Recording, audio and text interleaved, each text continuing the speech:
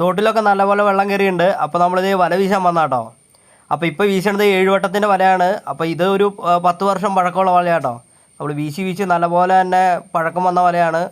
അപ്പോൾ എന്തെങ്കിലും കിട്ടുമെന്ന് നോക്കാം. അപ്പോൾ അത്യാവശ്യം മീനൊക്കെ കയറിയിട്ടുണ്ടെന്നാണ് കേട്ടോ എല്ലാവരും പറയണത്. പിന്നെ അതുപോലെ തന്നെ പാടവും തോടൊക്കെ നല്ലപോലെ തന്നെ വെള്ളം കയറി കിടക്കുകയാണ്. അപ്പോൾ ഈ വല വീശണത് മഞ്ചേഷേട്ടനാട്ടോ.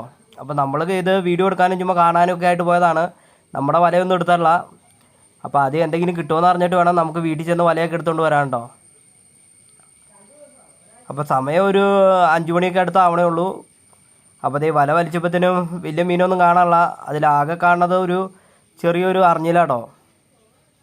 കണ്ടോ, ഒരു കുഞ്ഞു മീനാണുള്ളൂ. അപ്പോൾ മീനൊന്നും കയറി വന്നിട്ടില്ല. അപ്പോൾ അതേ നമ്മുടെ തൊട്ടപ്പുറയുന്ന വേറൊരു ചേട്ടൻ വല വീശുന്നുണ്ട് കേട്ടോ. അത് ടങ്കീസ് വലയാണ്. അപ്പോൾ അതിലും വലിയ കാര്യമായിട്ടൊന്നും മീനൊന്നുമില്ല കേട്ടോ. ആ ചേട്ടൻ ദേ വലിച്ചു കയറ്റുന്നുണ്ട്. അപ്പോൾ എന്തായാലും ഇന്ന് നമ്മൾ വല വീശാൻ വരുന്നില്ല. അപ്പോൾ വീഡിയോ ഇഷ്ടപ്പെട്ടാൽ സപ്പോർട്ട് ചെയ്യുക. Okay, by.